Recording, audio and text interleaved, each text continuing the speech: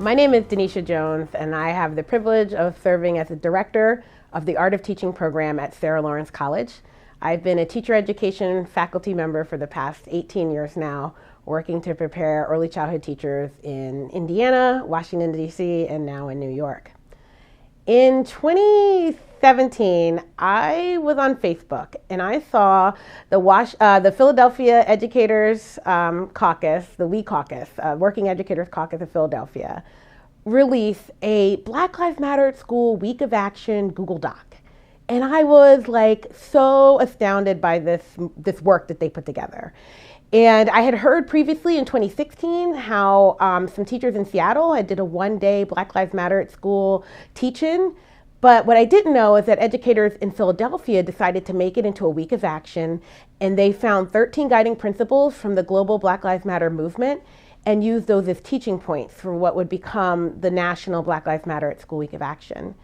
At the same time, I was on the planning committee for a conference being held in Baltimore that summer called Free Minds, Free People.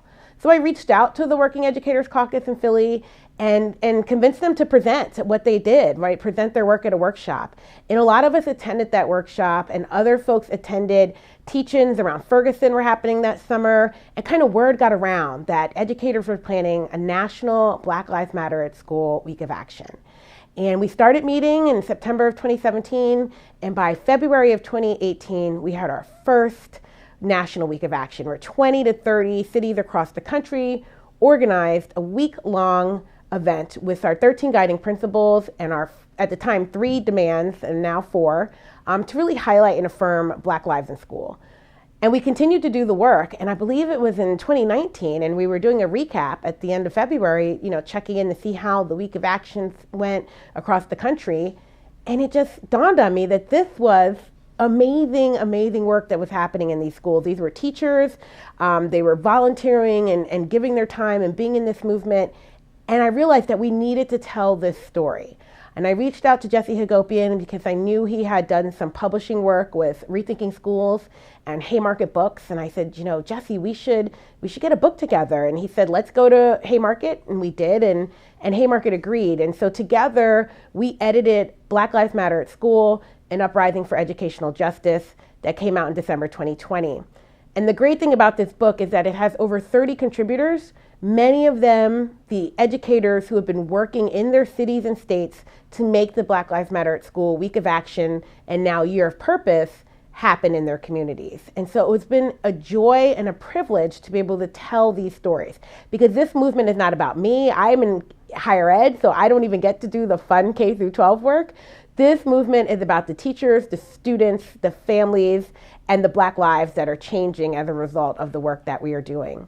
And it's just been so powerful. So we begin with a foreword by Opal Tometi, who is one of the 3 Black women who kind of co-founded Black Lives Matter. We also have a historical piece by Brian Jones, who really kind of situates what we're doing, looking at how other movements throughout time have sought to affirm Black lives in school. Jesse tells our origin story. He tells about what happened in Seattle and how that one-day event led to the Seattle Educators Union to do an endorsement months later and to get 3,000 educators wearing t-shirts and doing the teach-in. Tamara Anderson tells the Philly story and about how the educators came together and why it was so important to ground the movement in the 13 guiding principles. Chris Rogers, who's been the head of our amazing curriculum committee, tells the story of creating a curriculum of different resources, K through 12, working again with volunteer teachers across the country who assist in helping us find materials. And we release the curriculum around Martin Luther King Day weekend every year. And then we just have a lot of interviews and stories from different educators and students who've been doing this work. We look at the fight to do this in our unions. NEA was on board from the beginning, and so we talk about what does that mean for educators who work in an NEA union district and how they get support and funding. An interview I did with Erica Strauss-Chavarria. We also looked at the struggle we had in New York City to get the UFT to endorse because they're part of AFT, and AFT only endorsed last year. And so I did an interview with Myri, and he talks about that experience. Jesse interviewed Jen Johnson from Chicago and told her story of how Chicago was first on board and the work they were doing. And then we have a lot of authored chapters by educators who what we call are doing the work, right? From early childhood, which for me, that was really important that we show how this work happens with young children. So we have Lelena Garcia, who's a New York City kindergarten teacher, who actually took the 13 guiding principles and wrote them in child-friendly language so that this material would be accessible to the youngest learners. We also have Makai Kellogg, who's a preschool teacher in DC, who told a story about how you have to take the time to bring along your faculty members, and we can't just assume that everyone's going to be on board with this. Even Black women, older Black women, needed to understand what this was about and why we were doing it and how important it is to really talk about the 13 guiding principles. And we just continue to tell stories. We have a whole section of higher ed folks who've been doing this work, which was great to include. And I really have to shout out my co-editor, Jesse Hagopian, who made sure that we had a whole section to amplify student voices. He interviewed students of his who've gone through the program, like Israel. He also reached out to the students in Vermont who had hoisted the Black Lives Matter flag at their school, and we've got interviews with them. And it's just come together as this amazing documentation of this work that's been happening and that's been changing lives. We were also able to bring in other folks who have been contributor to the movement through their thoughts and actions, like Bettina Love and Wayne Au, and it's just a great collection of materials. And so we are really excited to kind of showcase the work that we're doing and to support teachers who are doing this work. This by no means is all of the work. It's just the chapters that we could get together and the voices that we can include. But there are so many more people who are part of this movement, and we want to make sure that people understand that this is teachers making a commitment to Black children and their families and their communities. And we value that work so much. And so we hope you'll get a copy and learn and see how you can get involved in this work and in different areas, right? Whether you're an early childhood teacher, whether you're a principal, an administrator, a counselor, there's a lot that all of us who work with children can do to be a part of this movement.